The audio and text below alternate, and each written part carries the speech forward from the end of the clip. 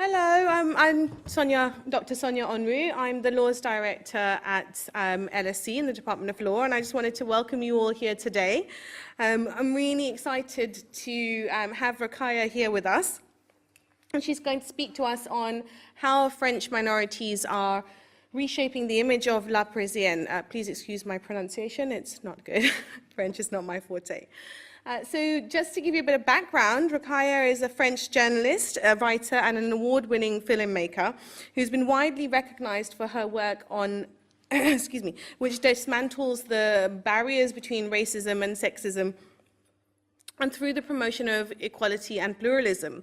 As well as being a TV host and a pundit on several French and international networks, she's also a contributor to a number of magazines and newspapers.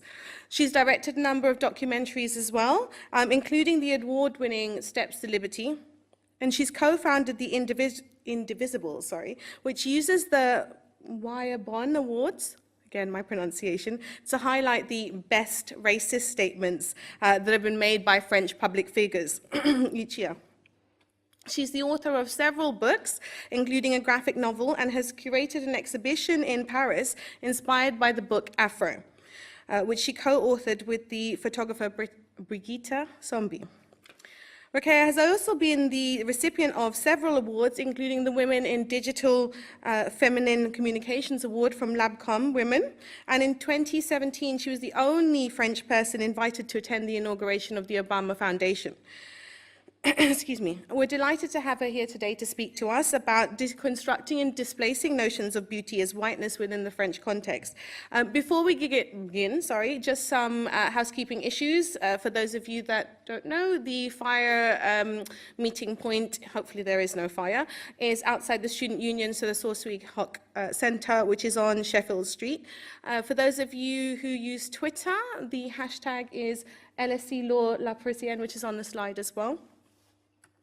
If I can just remind you to put your phones on silent. The event is being videoed as well as recorded for a podcast, and hopefully, as long as there are no technical difficulties, that should be available in the next couple of days, I believe.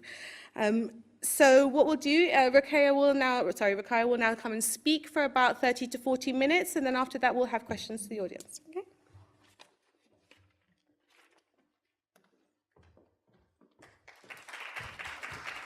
Thank you.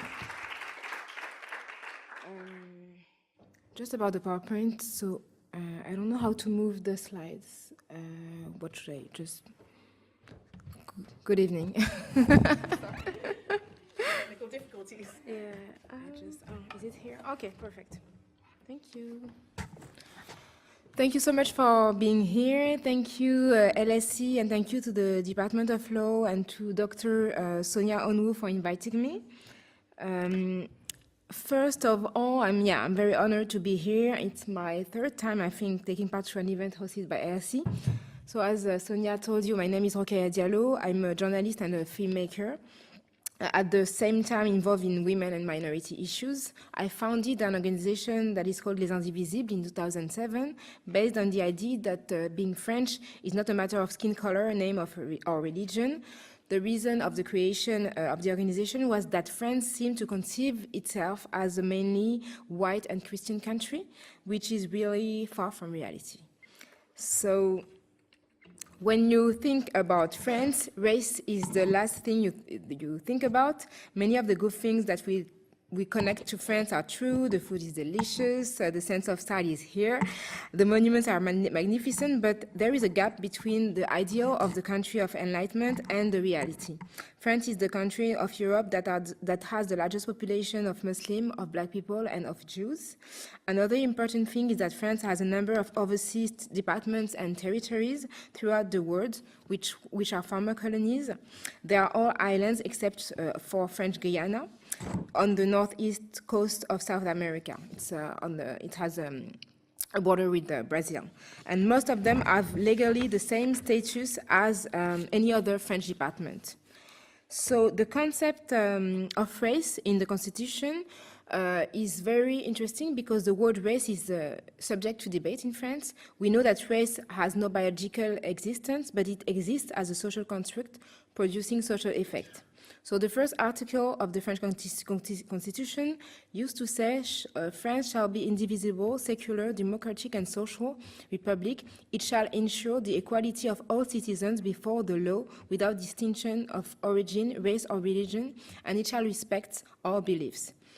And the word race has been subject to many debates, arguing that there is no such thing as race. Lawmakers last summer on a commission dedicated to revising the Constitution unanimously agreed that it would be best to remove the term race from the document, from the Constitution. From their point of view, as race does not exist, it should not be mentioned in any official text. So there is a paradox, because race is not supposed to exist, and at the same time, the public discourses have found many ways to refer to it. So what is interesting is that the word race should be replaced by the word sex, which is also a social construct, and it's sex, not gender. So it's something that has been unanimously adopted by the National Assembly, l'Assemblée nationale, and it should go to the Senate to be adopted, and the word race would disappear from the French Constitution. Which leads us to the myth of the French Republic and universalism. There is in France the idea of universalism, and equality is very much present in the French Republican ideology. The motto of the French Republic is Liberté, Égalité, Fraternité. It exists today, according to me, only as a theoretical ideal. So the way we see race has an effect on ethnic statistics. So in France, they are also subject to debate. The UN has asked France to publish detailed statistics on minorities in the future in order to ascertain the disparities that immigrants and their descendants are victims of. And because of color blindness, we cannot measure how race affects millions of citizens, and nobody can measure the impact of anti-racist policies. Because in the census, we don't have any data about race. So it is possible to study race, but it needs to be anonymous, so you cannot connect any data related to race to one individual. It has to be, to be blind. And so the other consequence is that the concept of minority doesn't exist in France. Officially and legally, there are no minorities, whether they are ethnic, linguistic, religious, or cultural. So either you're French or you're not French, and it is defined by the Constitution. So the consequence is that France would not sign any treaty that would mention minorities. Therefore, the Convention, for example, for the protection of national minorities have not been ratified, have not been signed because of this principle. So France recognizes national citizens and foreigners, among which the European citizens have a special status. The constitutional framework has an impact on the policies that are defined by the government. So there is a paradox. The question of race is avoided and rarely expressed explicitly, but the issue of race is everywhere and discussed massively. And the policies are so mostly defined in terms of territorial disparities rather than race or equality of opportunities, but there are no policies targeting directly minorities. So France has always bragged about being a model of coexistence where the universalist and colorblind philosophy of our republic was supposed to protect us from racial tensions. In France, it is common to oppose the French universalism to what is called communitarianism, that would be created by the minorities and inspired by the bad and multicultural example of the US or the UK. But to deny the existence of the minorities lead to deny the reality of the discriminations. So when people from the minorities organize themselves to tackle issues that affect them, they can be accused of breaking the colorblind and universal ideal and to feed communitarism. During the colonial times, the Republic itself created categories of French Muslims who were not citizens but subjects to the French Republic. So those categories have an impact on people who are from colonial descent and on how they fit to the Republic. If minorities have no legal existence, they exist socially and it produces effect. And to me, the most powerful communitarianism is the one that prevents the majority of the population from living, in the most wealthy district, for example. It's something that, to me, really constructs like a central identity that is seen as being neutral. And the most obvious communitarism, the one that is visible in the structures of power, in business, in the media, or in politics, is never questioned in France. There is also something that is very specific to France, and it's one of the main differences between, for example, France and the US, is that France has an official national language that is included in the Constitution. So the Article 2 of the Constitution says that the language of the Republic shall be French. So France has built the unity of its identity by strength. In 1794, Henri Grégoire, l'Abbé Grégoire, authored a report about the necessity and the means to annihilate dialects and to make the French language universal. The indivisible republic have been promoted thanks to the destruction of the local languages, so we can relate that to the fact that minorities don't exist, and the obliteration of local identities. Today, minority languages in the French mainland and in the overseas territories struggle to exist on their own. Interestingly, today, most of the people who speak French in the world are Africans. Half of the 220 millions of the francophones in the world, so they are half of that number, and it is increasing every day. Today, it is not in France, but in the Democratic Republic of the Congo that you can find the largest number of French-speaking people.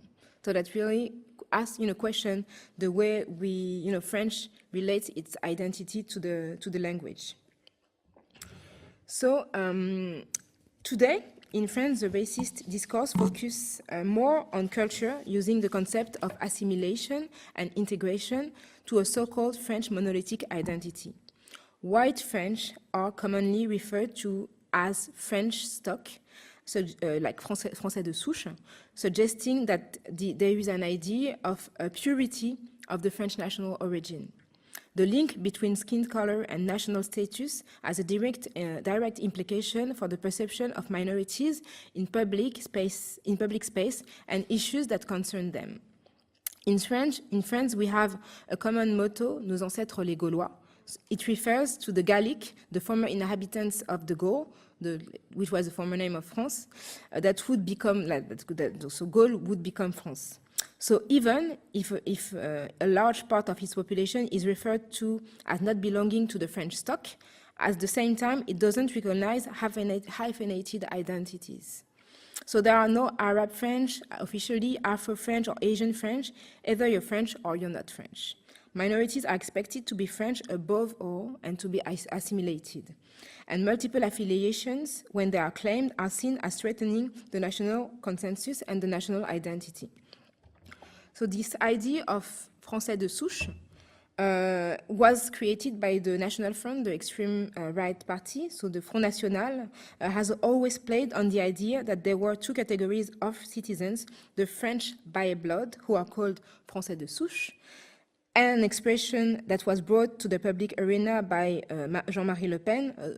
It was not by Jean-Marie Le Pen, actually, by Front National in its newspapers, Le National in 1979, and the French by paper, Français de papier, who were immigrants or children of immigrants. And I have an example of how it can be used in the public sphere. I was called by Nadine Morano, who is a MEP. She's a member of the European Parliament. I was called French by papers by her because we disagreed on public matter, politic matter. And it's interesting because the only reason she would call me French by papers is the way I look, because Morano doesn't sound really French either. So,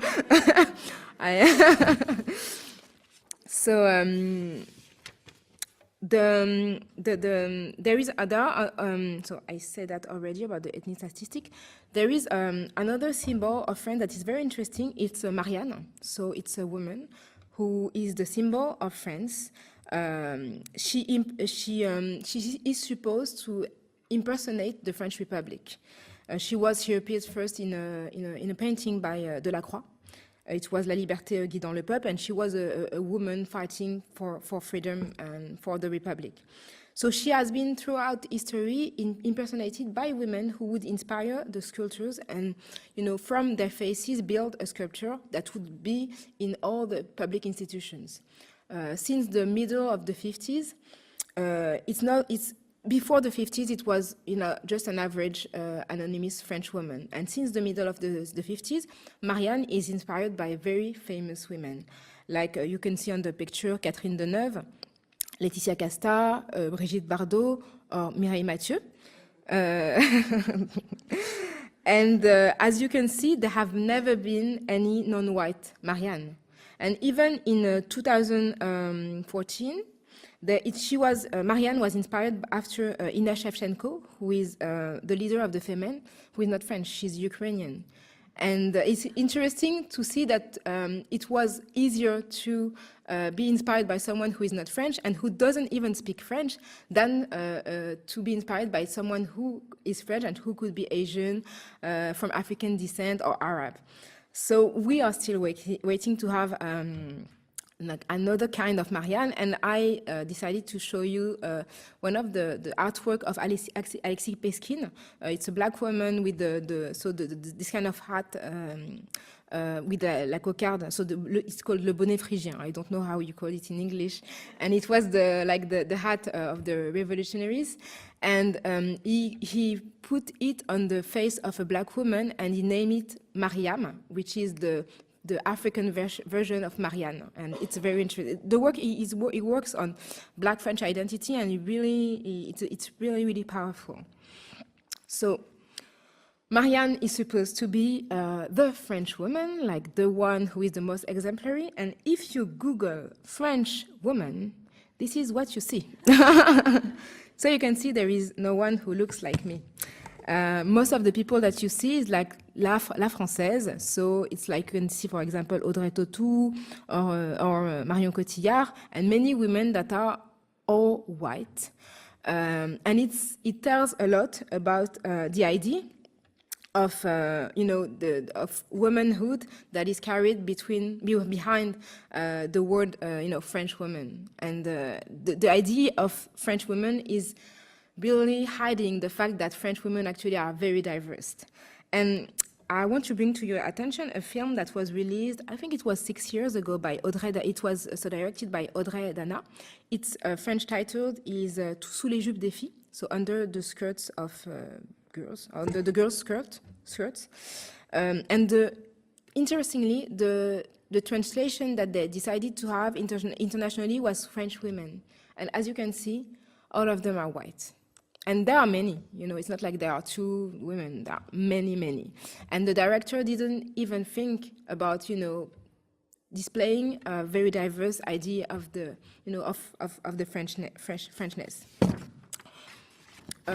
Usually the image of Paris is associated with history and monuments, and it's also the city of lights and fashions. When you think about Paris, you think about its female icons like Brigitte Bardot, Catherine Deneuve, Inès de la Fressange, or Laetitia Casta. Those women have impersonated Marianne, as I told you, who was the reference, who is the reference of the Republic.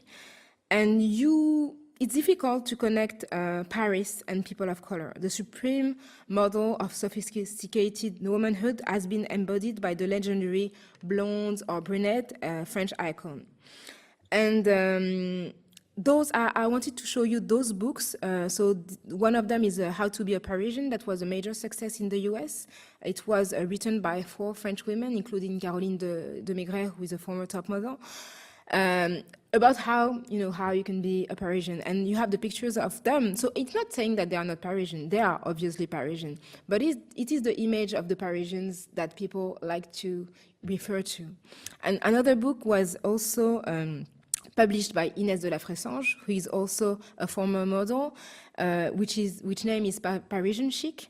I have also another book by Garance Doré, who is the famous beauty blogger.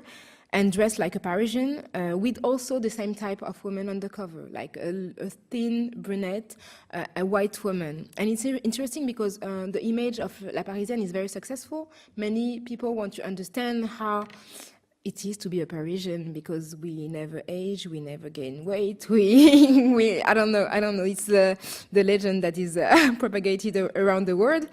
And the image that is displayed doesn't really look like what you can see if you go, in the Parisian streets.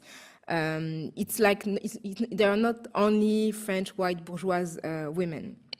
So my work started from that point and started from a documentary I directed in 2013. So the name of the documentary is The Steps to Liberty. In the documentary, I followed a group of young Americans in the discovery of France through race. So in their journey, the Americans met Christiane Taubira, a black woman who was at the time the Minister of Justice. So they were astonished to see a black woman holding such a position in France. And one of them, who is African American, was particularly shocked to see her proudly wearing braids on her head. And she asked me, could you imagine Michelle Obama with an afro? And I couldn't.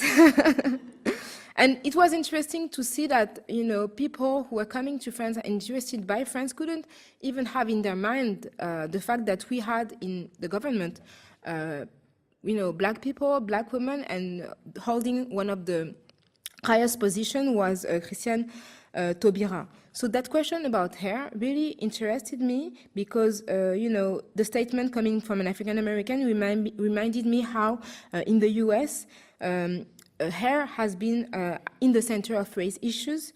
It's not a coincidence if the first self-made woman who became a millionaire, Madame C.G. Walker, became wealthy, creating a line of hair products for black people, black people in the early 20th century. And at the time of segregation, the question of how to display black hair was crucial. And decades later, African Americans struggling for their civil rights also wanted to conquer the aesthetical landscape to proclaim equality. In a society dominated by white beauty standards, African Americans had to show off and to create their own standards in order to build a new aesthetics. So black had to be beautiful. And it's something that we can relate to in Europe and in France also. More recently have emerged a movement called Nappy. So Nappy is the contraction of natural and happy, and it's so the term is supposed to deconstruct a term that was meant to be offensive against black hair and was made positive by people who wanted to wear the hair, black people and people from African descent who wanted to wear the hair natural. So hair for black people is an issue. If you, for example, you Google unprofessional hair, you only have black hair. It's like you mainly see pictures of black women with natural hair. It means that it's a question that only black women, ask to themselves, because no white woman would even think that their hair could be unprofessional. And that's the reason why you have such an occurrence of pictures of black women asking themselves if their hair can go with them to work or not. So the question of beauty can be seen as superficial, and the fair amount of feminists fight beauty standards that oppress women's bodies. But it is the legacy of a long historical process for non-white women and men whose features, dark skin, curly hair, almond-shaped eyes, who are excluded from what is considered beautiful. Conquering beauty is deeply political. So it is a matter of being valued and respected in your own society. Claiming the beauty of natural Afro hair is to reappropriate a feature that have been heavily stigmatized and marginalized. Being constantly hidden and transformed, curly and kinky hair can be seen as abnormalities that should be erased. Representations of straight hair are so dominant that actually people who don't wear their hair transformed are seen as the people who don't fit into the norm. And who want to make, who are angry and who want to make the majority feel uncomfortable, while they haven't done anything with their hair. They just don't do anything. So France has been debating about diversity and representations of minorities in the public sphere for a long time, and the few black women who made it through the public sphere have straight hair. It is evolving, but it's still uncommon to see women with natural hair. So there is, for example, Parisienne or other women, but it's interesting to notice that Parisienne is a politician, and she's someone very, she has a very high consciousness of the history of struggles, and I think it's one of the reasons why she's one of the few in the public landscape in France. And at the same time, you can notice in the streets of Paris that more and more people are wearing their hair at their natural state. Not only you can see people who not feel the need to hide their hair anymore, but they show their imagination with lots of different kinds of hairstyles, short hair or longs, afro, dreadlocks, braids, vanille. So it is the reason why I decided to portray the Paris that I know. I started to work with a photographer who is named Brigitte Sombier, and we started a book which is named Afro. With this book, we met 141 people to take 113 pictures. It took us a year. What I wanted to display was, in the book, was what I could see in the street and that I couldn't see in the media. My wish was to give visibility to a type of hair and, to features that are more commonly hidden or transformed, so that it is no longer has an existence in the collective imagination. It was about deconstructing the dominant standard of the straightened hair and the sacralization of the white girl flow. It was about giving the same aesthetical value and the same level of respect to natural Afro hair. I wanted to display those kind of hair. It was a way for me to make natural Afro hair visible and to give them a room in the collective minds. Usually, as I told you, the image of Paris is associated to a certain type of people, and the goal of my project was to display another face of Paris. So I interviewed people from African descent in the largest, understanding. So I included people from North African descent, mostly women, but also men. Those people were French and all foreigners. What they had in common was to be in Paris during the interview. It was a way for me to deconstruct the norm again, and to connect Paris with something else than the traditional Parisienne that I've showed you before, because it's not, my goal was not to erase the image of the traditional Parisian, because it's La Parisienne is also a kind of Parisian, but just to give a larger space, a larger room to all kinds of women. So we interviewed every person with the same kind of questions. So what was their journey through natural hair? It was a way to question French identity. So how Black, how Arab can you be? Until when are you acceptable? So on the picture there is Juliette Fievet, who is a journalist. She's just in front of the Eiffel Tower. She's a journalist for RFI, which is an international radio station. Boléwa Sabourin, who is a dancer. And it's a family, Peskin. So one of them is the artist who created the image of Mariama, so with his mother and his two brothers. And so I asked to every person to pick a place in Paris that was meaningful and to take the picture. So it would be the place where they were born, where they have lived or worked, where they experienced something special. I chose to anchor those faces in the Parisian landscape to portray the Paris that I have always known through the multiple figures who impersonate the city. It was a way to challenge the image of the city that you usually see, because it's not the faces you think about when you think about Paris. And I also wanted Paris to be the main character, because it's a city that is very dear to me, because I was born and raised there.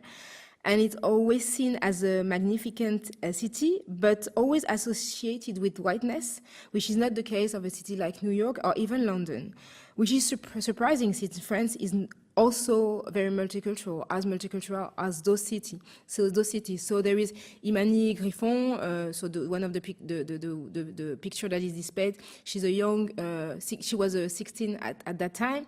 A group of students in front of La Sorbonne in Paris. There were students in La Sorbonne in front of, it wasn't in front of La Sorbonne, but in front of the Panthéon, because I was studying in La Sorbonne. Leila Slimani, who is a French writer, who won the Goncourt, the Prix Goncourt 2 years ago, and Stevie Gustave. So he wears a sign that is the sign that elected officials have when they are elected. So he was an elected official in the suburbs. So he wears dreadlocks, and he told us that because when you are an elected official in France, you can celebrate weddings. And the first time he celebrated a wedding,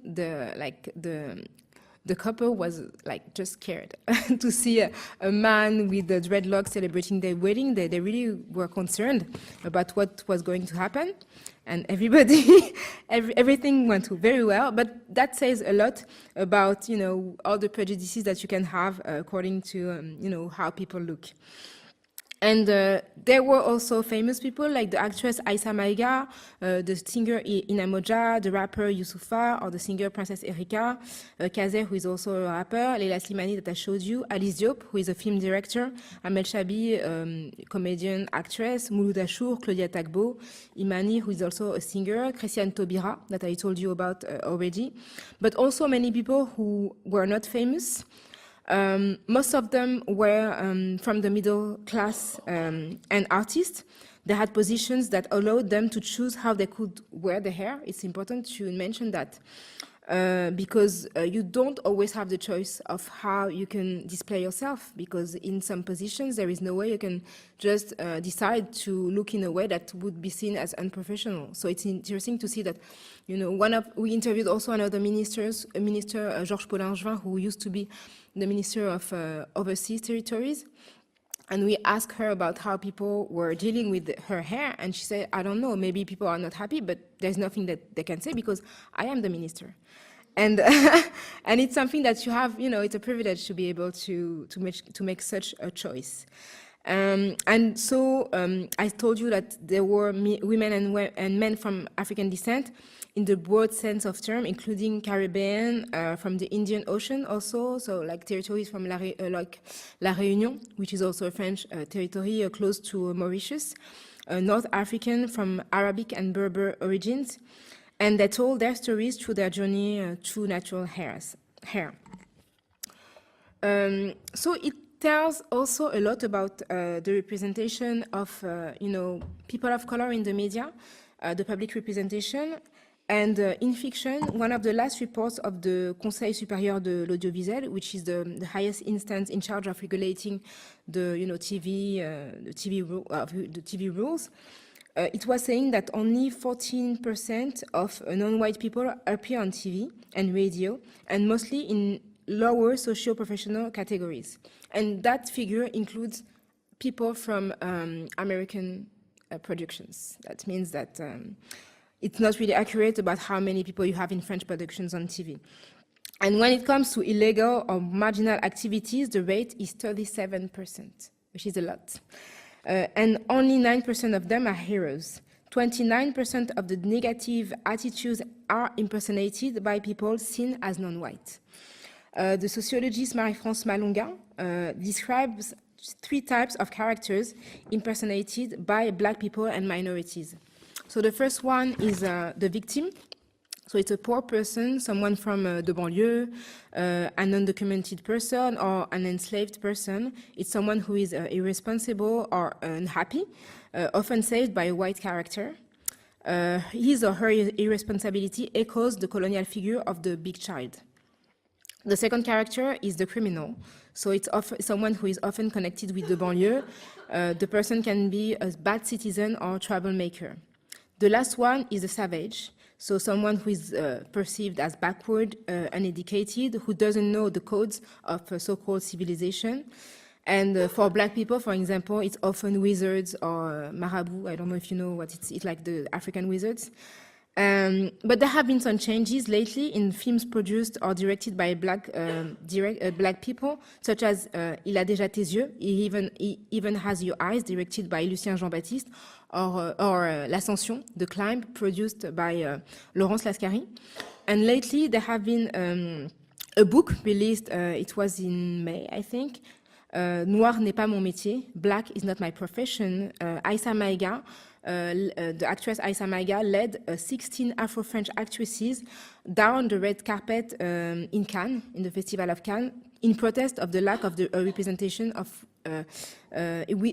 black actresses within French films. And it was a major, I think, turning point, because usually production companies and director would say, we would love to have black, Asian, or Arab actresses, but we don't know any of them. There are not many. And having that book with 16 actresses from 20 to 70 means that you have many, different kinds of black women with many different shapes, different generations, and that there is no way you can say that we don't find them.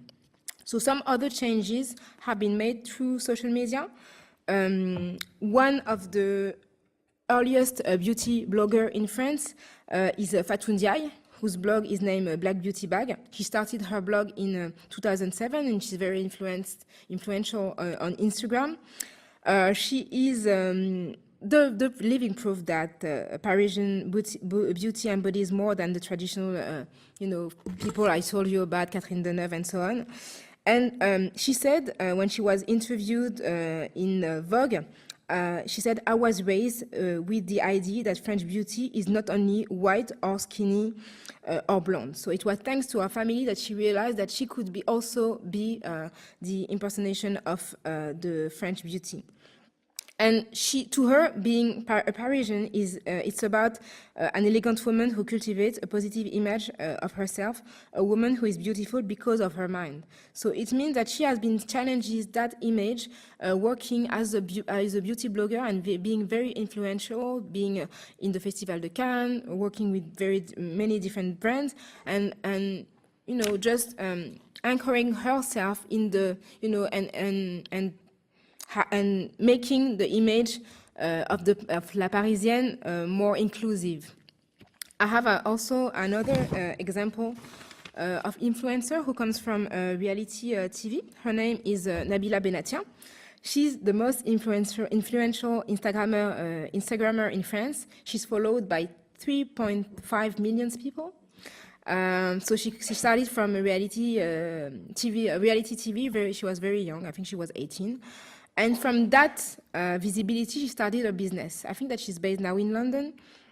She's a huge fan of Kim Kardashian, and she was inspired by some of her work in the way she has been using social media. And what is interesting is that she's from North African background, and she inspires many of the young French women from Arab, North African descent who did not really fit into the French female ideal. So the image I've chose to show you is an exhibit that took place in Paris where her face replaced the face of La Joconde, the famous Joconde from Leonardo da Vinci, the famous painting which is in the Louvre, to put her face. And it's interesting because it's also challenging the image that you have of the traditional French, even if, the French woman, La Joconde being one of the most famous faces of the French paintings. I also have another example, so it's a code name Tokyo Banbao. She's from Asian descent, she's French, and she really is the model of the Parisian French. She uses the classical landscapes of Paris for her blog and also mixes it with her passion for Japanese mangas. She also draws. She draws comic, little pictures, and she is very interesting because if people have trouble to connect Parisian with Arab and Black, it's even worse when it comes to Asian people. So she's been one of the trailblazer of the Asian French influencer. But change also comes from pop culture. So there is a woman I need to tell you about. She is the most successful female singer. She has fans here. So it hasn't happened for a long time to have a woman being the leader of the French charts. Her name is Ayana Camusha. She was #1 in the Netherlands this summer, which hasn't happened since 1961. And at that time, the #1 was Edith Piaf, which is very funny because Edith Piaf is the typical Parisienne. She is la môme, she's la vie en rose. So she is the one that you can relate to Paris. And Ayana Camusha is from Malian descent, and she mixes her French, her Frenchness with many different kind of music, with the influence of Caribbean music, African music, and R&B American influences. And what's interesting is that she's very successful online. She has millions, thousands of millions actually, hundreds of millions actually views on YouTube, but she's not, you don't see her on the covers of magazines. You don't see her on the cover of Elle or Grazia or even Glamour. And she was nominated to a ceremony very lately, and the host of the show couldn't say her name. He said Ayana Camusha. And then another host said Ava Nakamura, and a third person said something else. So it was very, there is a gap between how popular she is among many people, and she's been successful not only in the Netherlands, but also in Portugal, in many European countries, and I've seen many people, English-speaking people, just singing her song. And at the same time, the mainstream French don't really recognize her. And she has been also exposed to what we call misogynie noire. It's a concept that comes from the US that was created by the scholar Moya Bailey, which is the specific misogyny that face black women. So being compared to guys, to men, being animalized, being, if you go on social media, she's constantly criticized because of how she looks. And she's not that praised for what she has done as a woman. So, but to me, she's really someone who is changing the game regarding French pop culture. And to finish, I would like to show you some pictures of the clip of Air France for the safety instructions. You find if you have been taking a plane on Air France lately, you've seen the clip, I guess. On the clip, you see 5 women from different origin, from different ethnic backgrounds, so Asian, North African, Black, brunette, and blonde.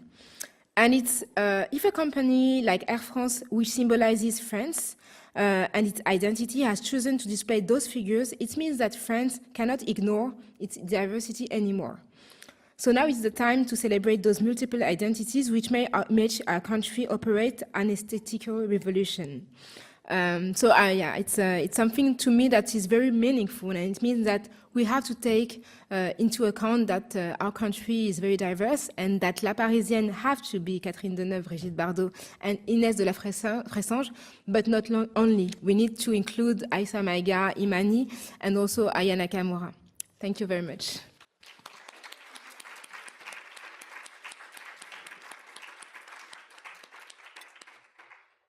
Thank you so much. That was really interesting, and thinking through how we kind of understand national identity and in relation to race as well. So now what we'll do is open it up for questions. So if you would like to ask a question, please raise your hand and the stewards will come around with the mic. And if you can just state your name and where you're from, that would be great. Your affiliation, let me not say where you're from. And thank you. And we'll probably take 2 or 3 questions at a time so that Rokhaya can answer them all. Any questions?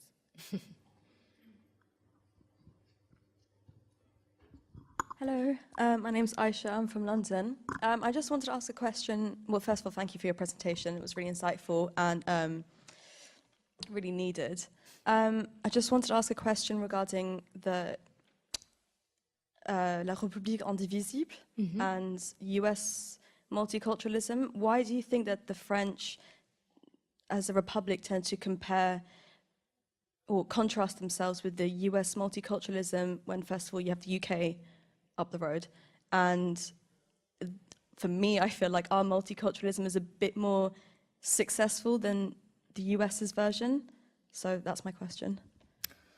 Thank you for your question. Oh, yeah, there are some other questions, right? Does anybody have another question? Well, then go for it. So I don't think that people make such a difference between the UK and the US in the French public discourse. I hear a lot people referring to multiculturalism as something Anglo-Saxon, so including the US and the UK. And it's different, but from the French perspective, we are the universal and you are the, multicultural. And I think that we tend to think that it's a good thing not to acknowledge the fact that people are, from some different ethnic background, and there is maybe something related to our history that makes us unable to, or not willing to create that divide, because there was the war, and during the war, people have been labeled, Jews. It was made to exterminate them. So there is a national trauma that I really understand that makes people really uncomfortable with, having public data with any background, because we are aware of the way it could be used by the government.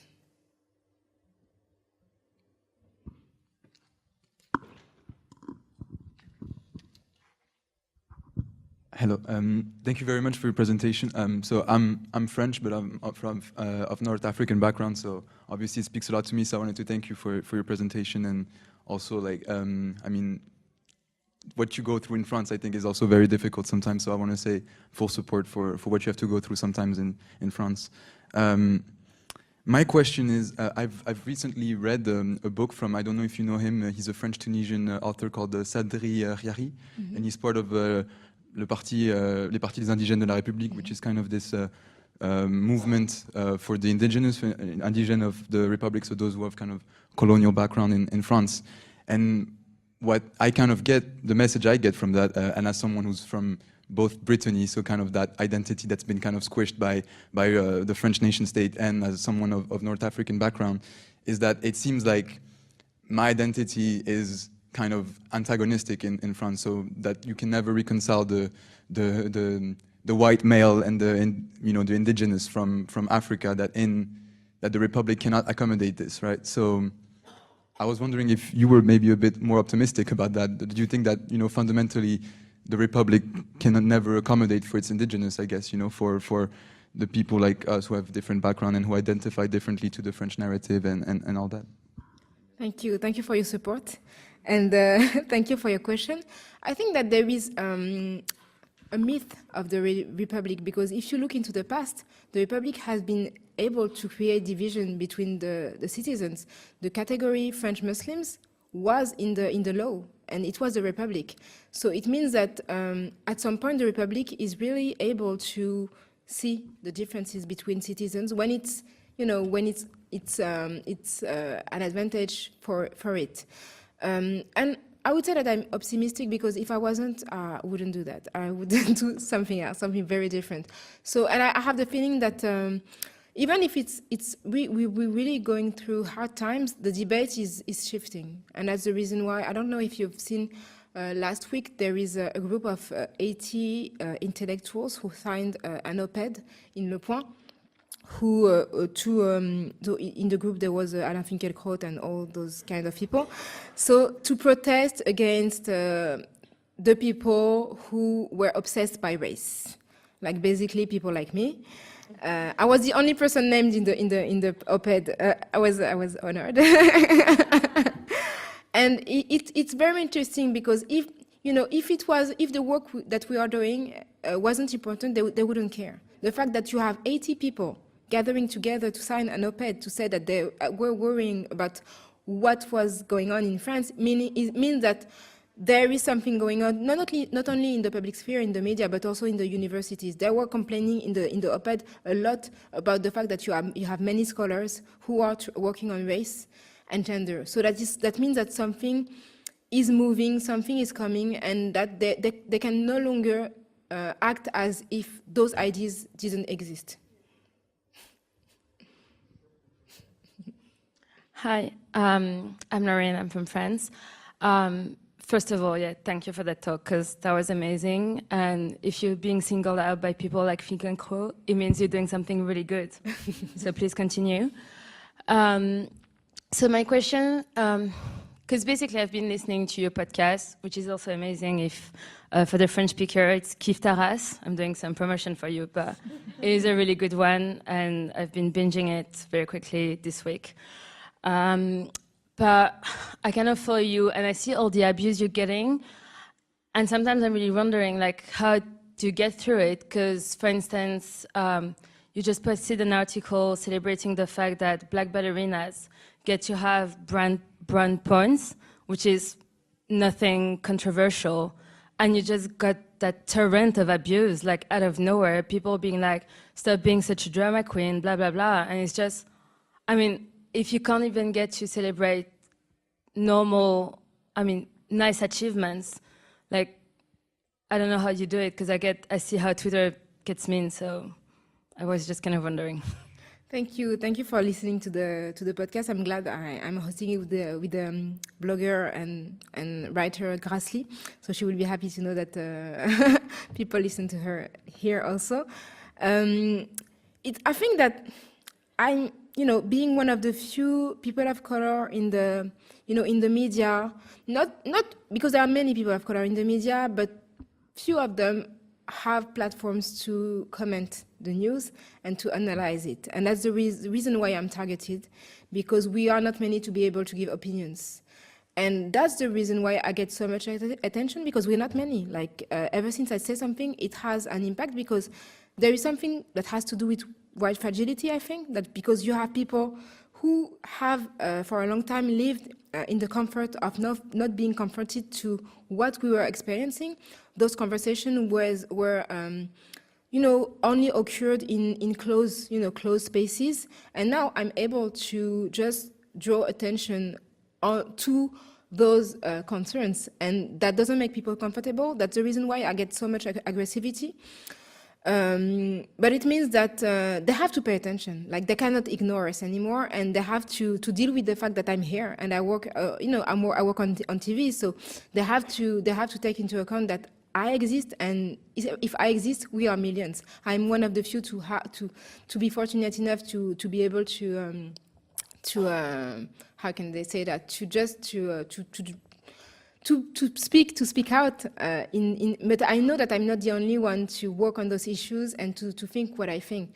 So I think the only reason is that they were not ready for us to just to exist and to have platforms, and they have to deal with us. And I'm fine, because Twitter is not real life.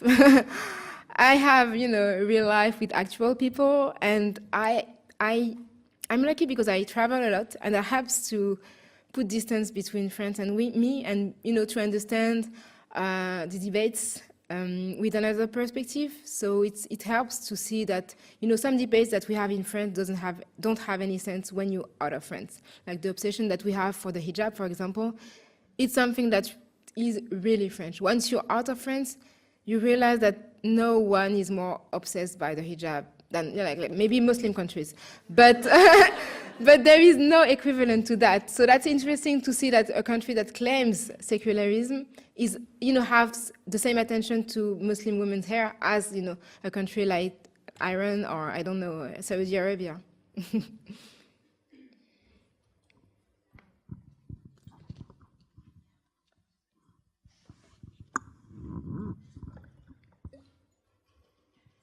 Hi, my name is Adiola Akande Pierre Noel, and I work here at the LSE. I'm also married to a Frenchman, and he's of mixed heritage. So this was super crazy insightful for me, actually, and I would like to deconstruct some of that at a different time. But I guess what I wanted to say is thank you so much for your visibility, and thank you so much for using your voice. And we are your neighbours right here in the UK. Is there something that we can do to support you in France? Like, I belong to a sorority here in London, and in that group there's lots of black female journalists. Is there something we can do to lend support to your struggles and challenges and movement in France? Thank you so much. Thank you for your support and for showing solidarity. It's very, having contacts, other friends has been very helpful to me.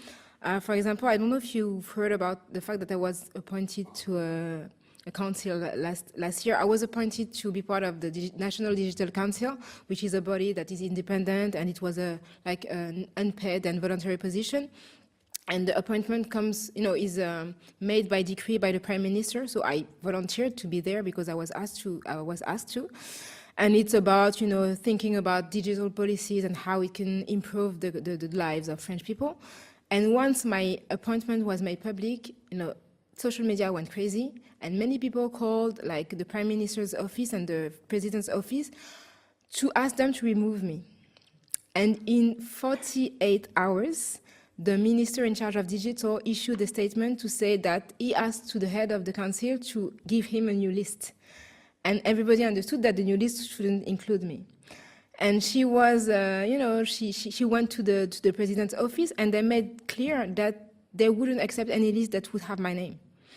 And what was beautiful is that she decided to resign, and everybody in the council, including me, resigned also. So there was no council for 6 months. And from that point, the Guardian here, a journalist from the Guardian called me, and she made a paper. And from that, there was a paper in the New York Times. And that was so powerful because it showed to France that people were watching, what was happening to France out of France, and that what I do is not only having an effect inside our borders, but it also, some other people have access to what I do. And that was really helpful to show that. Because the reason why I was removed from the council is because I used the phrase state-sponsored racism, institutional racism. And in France, it's very controversial to say that there is institutional racism. And because you're accusing the Republic of not being perfect, you see. And and that was the reason, that was the main reason they wouldn't want me to be in the council. They would say, if you say that the state can produce racism, you cannot be in a state body, in an institution. And it was crazy because, saying, a black woman says that there is state-sponsored racism, and the response is that you remove her. It's just, making my point. And it was the way it was understood out of France was really, the fact that as a black person I couldn't. There were many things that I couldn't say publicly, and that were not accepted as in the same way as there would have been if it was authored by white people. And so having people. Just giving platforms out of France, that helps me a lot. Being able to go to the United Nations, for example, being here even, it's something that shows to the French people that I'm not speaking nonsense, because that's how they want you to feel that you are, the radical, crazy, angry black woman. And having people who respect my work is something that value what I do, and that help other people to just go to the same path as I do, because I've been doing that for 10 years now, and I hope that younger people will follow the same journey.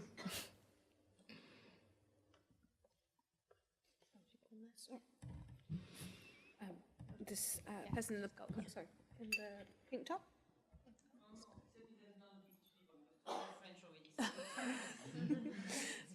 Okay, thank you. Well, I'm actually Belgian, so a little bit of a difference. But the same. Yeah. So I'm Belgian, and I mostly grew up in Europe, but I'm also half Colombian American. And so for me, your talks are very inspiring, and the work that you do has been very inspiring, and I've been following you also on Instagram for about a year now. So thank you for coming. And I guess I was just thinking that also in Belgium, while it is quite a different political system, and it's very fragmented in its own ways, but we also have a lot of issues in terms of with not acknowledging minorities, not having the same kind of census, and even though it's quite different from French universalism, there's still that sort of touch to it, that sort of feeling to it.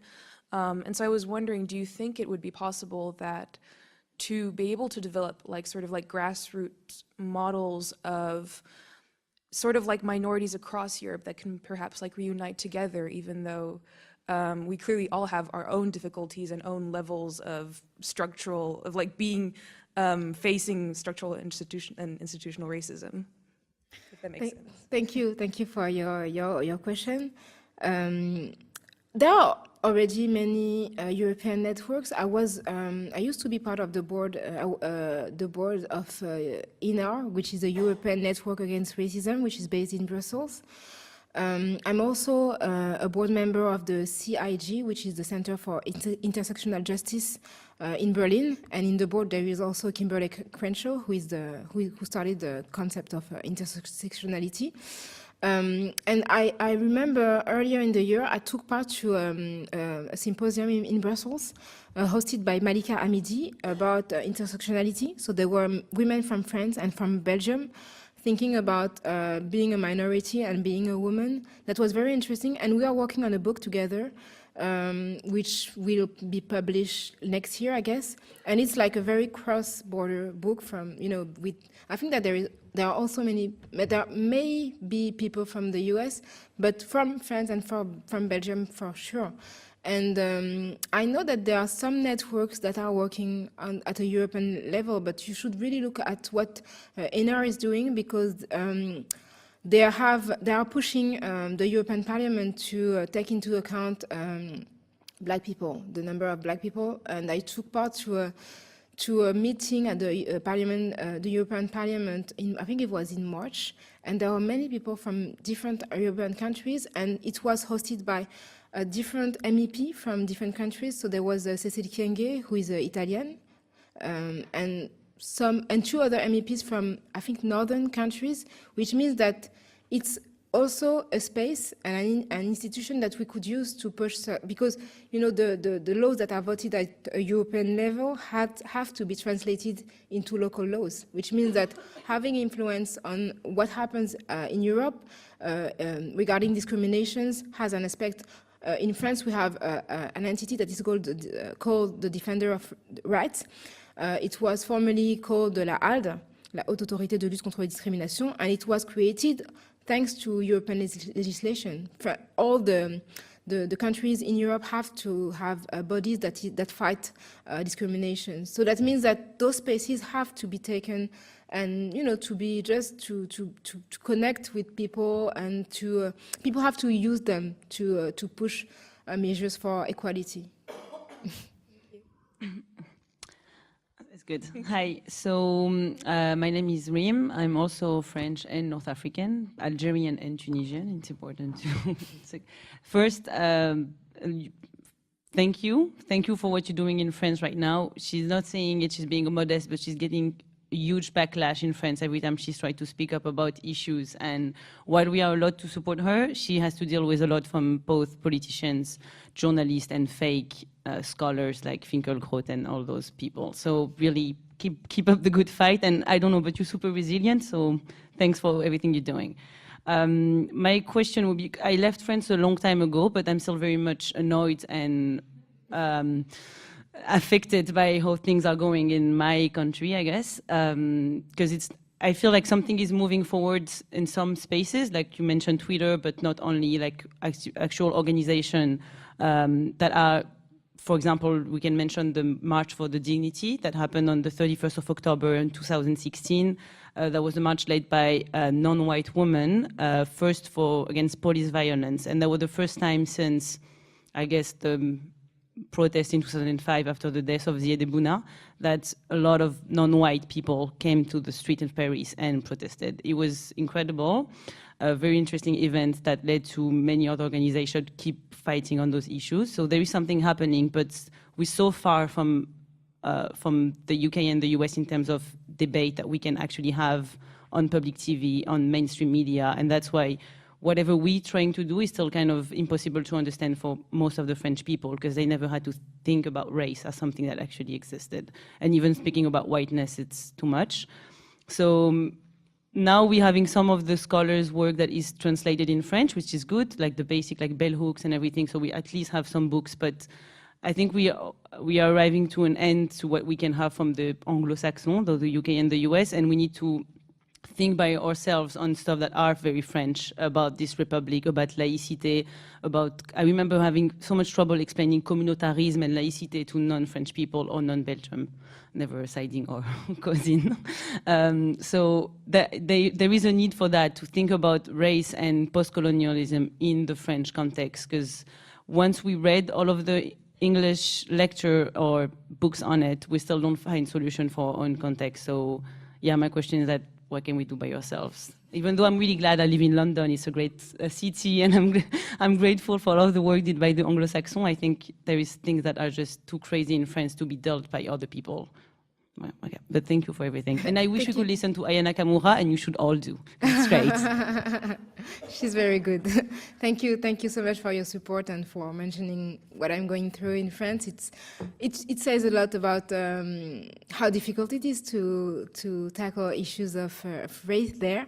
I think that we have many scholars, more and more actually, scholars who think from the French perspective, so they can refer to work from the US, but their thought, the way they deal with race, is based on the French perspective, and we tend to forget that Frantz Fanon is French, and he inspired many people. Or Colette Guillaumin, for example, she wrote about race in the early 70s, and people tend to think that we import, ways of thinking from the US or from the UK, but we have our own thinkers that are forgotten, that are not really claimed or not really praised. And it is also difficult for scholars, especially scholars of color, not to be seen as activists.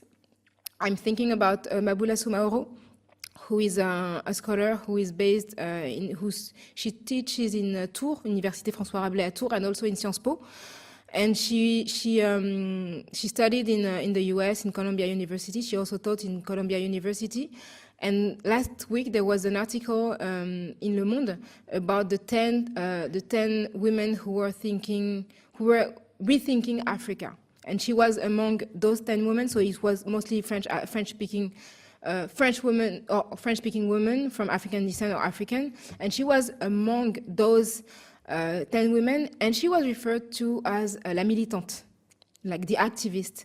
And to me, it's like, no, she's not an activist, she's a scholar. And that way of just diminishing the work of people who think, who work, who research, is something that we have to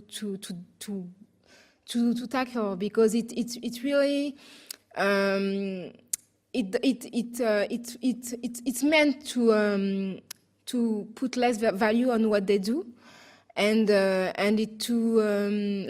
make them not being seen as being intellectuals, just dealing with emotion and not rationality. So we need to know more about our own scholars and maybe stop referring only to Martin Luther King and Malcolm X, and maybe thinking about who are our own, activists, civil rights leaders. We yesterday was the 3rd of December. It was the 35th anniversary of the end of La Marche pour l'égalité contre le racisme. So it was the March for Equality and Against Racism that took place in 1983 in Paris. It was started by a man who is called Tumi Jaija. Nobody knows him in France. And he started a march from, there were 12 people in Marseille, and at the end there were 100,000 in Paris. And there were, the president, François Mitterrand, met them at his palace in the l'Élysée. So it's something historical that nobody knows about. And Tumi Jaija lives in the suburbs of Lyon, so anybody can go and see him and speak to him. So that means that we have to work around our own history and to know more about our history and our leaders, instead of constantly referring to Nelson Mandela, Martin Luther King, Angela Davis, who are iconic, civil rights leaders, but who cannot be the one hiding people who were active in our history. So that's something that needs to be done, and we need to praise those people, and to tweet, to post, on social media about them whenever there is an anniversary or an event related to what they have done. Any other questions?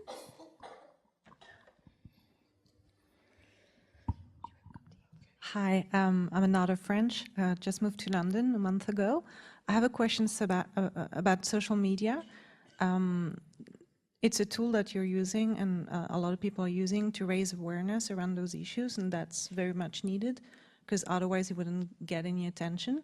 However, I find that it's highly polarizing in a way that it's not really a great place to have peaceful discussion, and it tends to paint people of any opinion with a very harsh and very specific way. Like basically what you're getting is a caricature, can't pronounce it.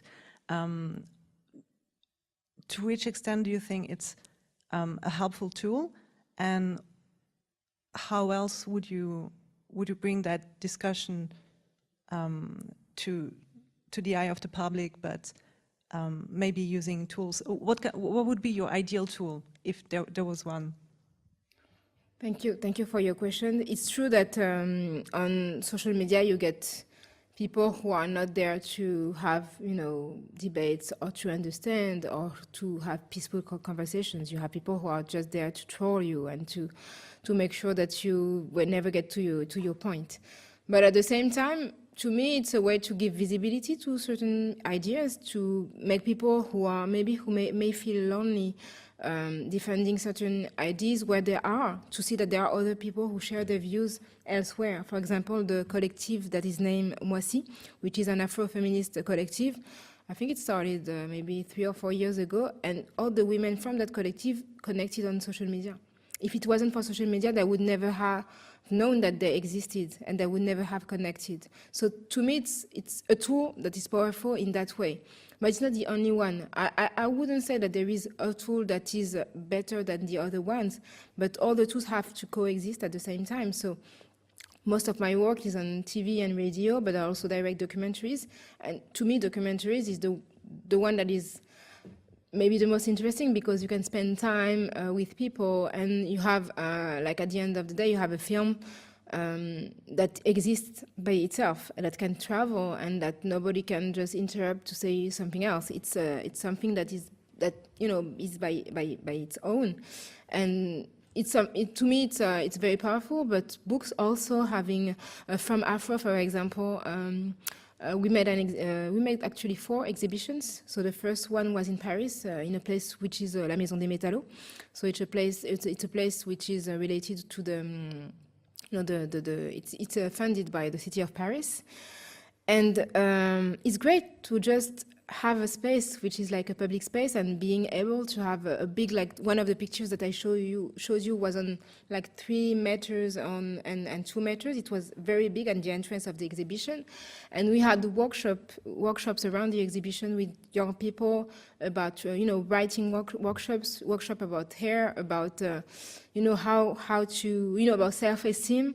And it's something that you can create from what you do. I like to use my work to recreate other forms that can help me connect with people that wouldn't be maybe interested in what I say if I said it only on radio, on news show, because it's not always accessible or even interesting. But having that exhibition, having documentaries, having then books, it's my way of trying to be in different spaces and use different platforms. Also having the podcast, for example. I studied the podcast in September, and I have been to many different countries, and I have many people from, who didn't live in France and who were francophones who told me, I listen to your podcast. So that means that you can really touch people who are far away from you and who are interested in what you say in a more efficient way that you can do with TV, because TV is very local. So to me, I wouldn't leave social media, but use it for what it is, like to connect with people, even, following, I don't know what happened around Adama Traoré, who was a victim of police brutality, or another one, Xiao Yu, who was also another Asian man, a victim of police brutality. It was made public thanks to social media. If it wasn't for social media, nobody would have known the name of Adama Traoré. And it means that it can be and it forced the traditional media to cover what was happening in Beaumont-sur-Oise, which is his city, because many people die every, 15 people die every year in the hands of the police, and most of them, 90% of them are men from Arab and African, from North African and Sub-Saharan African descent. Or black, I would say, because there are people from Caribbean descent, actually. So it means that we don't know their names, but thanks to social media, we could have information about that specific man who died 2 years ago. Hi, again, thank you for your work, and I'm following your work as well, and I find your work really impressive, the way you stand out in France with the current situation with that much confidence and resilience, as they say. My question, so I have a comment then a question. So I listened to your comment earlier on, no, the lady behind you, and you said, my country, I guess, which kind of, raises a question, like some doubt. And myself, I arrived in the UK 7 years ago, so I'm French, sorry, obviously, and from Paris. I'm in the region, because we all know Paris doesn't mean zone 1. So I arrived in the UK 7 years ago, and when people asked me, where are you from? I'm a Ghanaian descent, so from Ghana. And when they asked me where I was from, I used to say Ghana. And they would in the UK, they automatically ask me, when did you arrive from Ghana? And I said, no, I wasn't born in Ghana, I was born in France. I was born and raised in France, but I'm Ghanaian. And they said, no, so you're French. And I said, well, yes, but I'm kind of Ghanaian. and then I met a lot of black or even Asian British people would just call me out on that, and I didn't understand, because obviously in France the way we see things, we'll never call ourselves French. We know we're French, kind of, we're born and raised in France, but we don't have a culture where we taught to embrace it as much as in the UK, where you ask like a black person or an Indian person, where are you from? Especially when you're in uni, they'd say, I'm from Leeds. I'm from Birmingham or somewhere else. And when you say, no, where are you from? Like, really? Well, I'm from the north. And I'm like, no, you're not. Like, you're not white. So you like, if you're coming from a French perspective, that's how you see things. And I learned to change that perspective living in the UK. So this is just a comment. And then I would like to ask you your views, or how you see what, if you have any comments on what happened to Absatou, in France with the Zemmour polemics, and what are you? Because I think it also kind of raises. It's aligned with what I'm saying. Like, we don't feel like we can call ourselves French, apart from when we're outside of France. We feel French when we're outside, but we don't really feel French when we're in France, if that makes sense. Thank you for sharing your experience. It's the exact reason why I started my organization, Les Indivisibles, is because when I was asked where I was from, I said that I was French and I was from Paris, and people insisted so much that I started to, just to wonder, why would you think that I come from any other place? And it's, how I understood that what people, would refer to as the French person, even in France, especially in France. And so regarding what happened to Absatou, so she's a TV host, and she's part of a show where a journalist named Eric Zemmour was invited. So he's famous for having been convicted for racism several times. And so he's like the defender of the French identity, and the French that shouldn't have moved from what it was 200 years ago. And he says that if you are French, you should have a French name. So he said that on the TV set, and then one of the hosts, Absatou, said, my name is Absatou, and he said, yes, your parents should have named you Corinne. And he said that her name was an insult to France. And what was shocking is that there was not much support. There was no support from the host of the show, the main host of the show, and she ultimately left the show. She left. The thing, if you really want my opinion about that, I had a debate with Eric Zemmour in 2010, and he told me the exact same thing about my name. So, and he wrote, I remember, I think it was in 2009, that's the reason why I asked him about my name, what he was thinking about that, about Zora Dati, who is the daughter of Rachida Dati, who was the Minister of Justice, who is from Moroccan and Algerian descent, because she named her daughter after her mother. And he wrote a whole paper about the fact that she shouldn't name her daughter with that name, which is Arabic. So, having that debate about Eric Zemmour now, almost 10 years after, it just makes me, tired, because Thierry Ardisson, who invited me, knows well what he thinks. And when he invites Eric Zemmour, he expects him to play that game. And commenting what he says over and over, it's just feeding, his character. And it makes him sell many, many books. I had the debate almost 10 years ago with him. Why would I say again what I said already? The debate is on YouTube. You just type my name and Eric Zemmour, you have it. I think it was one of my first TV debates. But that means that everybody, all the people who are, blaming Eric Zemmour, we all do, and it's fine. But the people to blame are people like Thierry Ardisson, who invite him knowing what will happen and making him earning money, because he sells lots of books. And thanks to the controversy, he has been one of the best sellers in France. So I think that there is a problem in just the way we are so... We take so much time commenting what he says. And, I was sad when I heard... Absatou saying that Eric Zemmour, he excluded me from the Republic. To me, Eric Zemmour have no power to exclude anyone from the Republic. He excluded himself when he was convicted.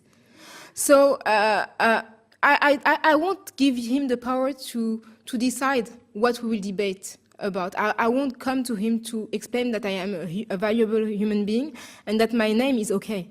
It's not up to him to decide that should be a debate, because there is no debate about that. It's just some angry white man that should really be left alone. In terms of concentration and focus on building, I think he's the type of person that we don't want to give the time of the day, because it's his pattern. So in terms of building, which I really liked your question, what can we do? Because it's about the now and the future. Mm-hmm. I don't think we want to stop on him. I think it's not important in the end. I think that we need to take the spaces to do things, and that's what I wanted to do with Afro. It was just to give a new image of my city. And I don't want to be, people to feel pity for me. Like, oh, it's so hard to be black. Poor black women, poor black people, they suffer so much. We do have many issues, but I want to display an image of ourselves that is, of proud people who are happy with what they are and who belong, and we can shape another image of our city. That's the reason why I prefer to create my own debate than to follow the debate that are created by others. And that I can relate to what you said when you asked me about the controversy around the point shoes.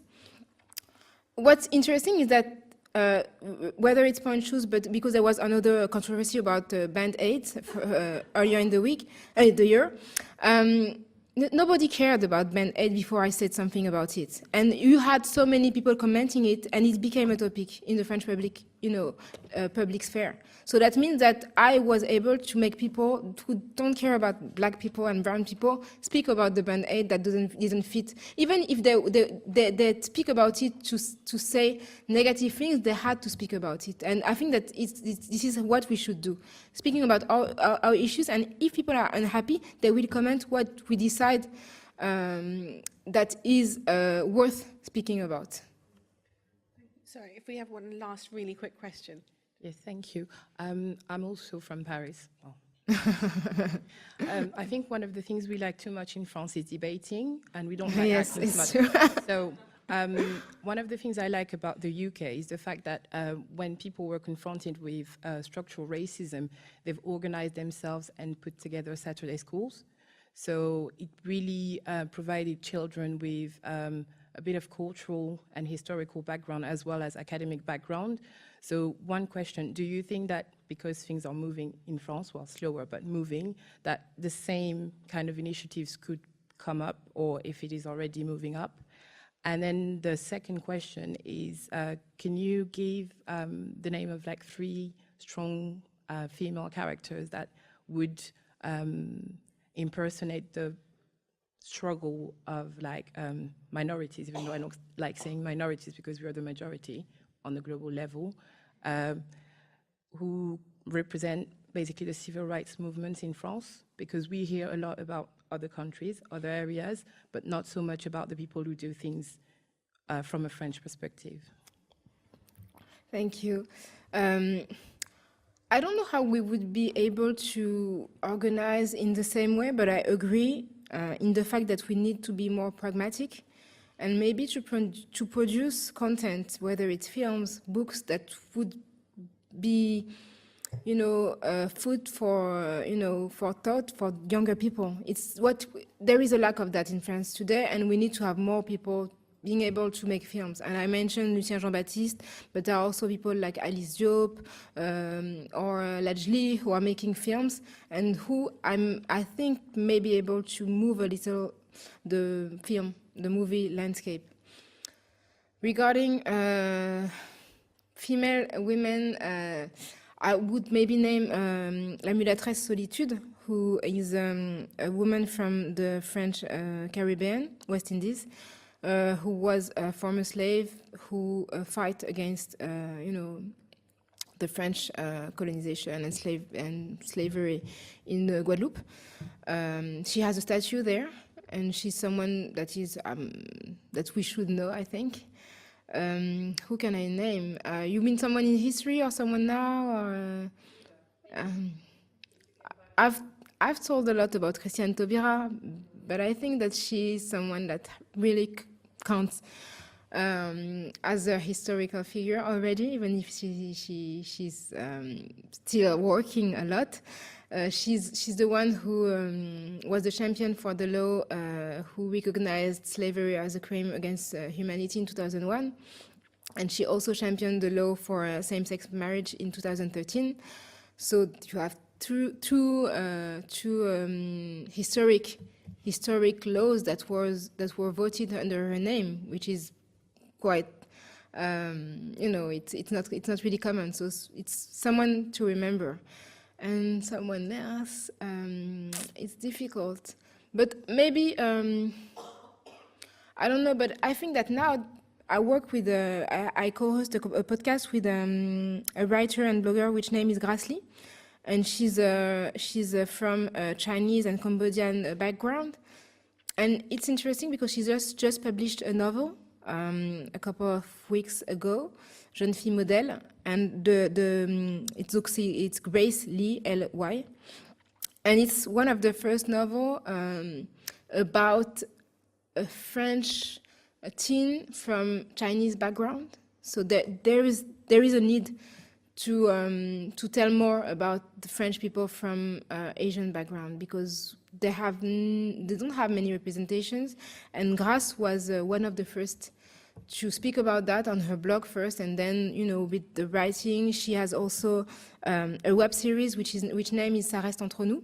So it's conversations among people from Asian descent, and it's online, it's on YouTube, it's free, and she creates events on that. And to me, it's something very new, because before, like 3-4 years ago, there were not many debates about being French and being Chinese, being French and being Vietnamese. It wasn't something very public. So now we need to have films. So I know that Frédéric Shaw is directing a film which is named Made in China, but we need to have more films. And so I think that she is one of the first French from Asian descent to speak out about that. Thank you. Thank you all for joining us today and for your really interesting questions as well. And if you could just join me in saying a big thank you to Rokhaya again. Thank you. Thank you very much.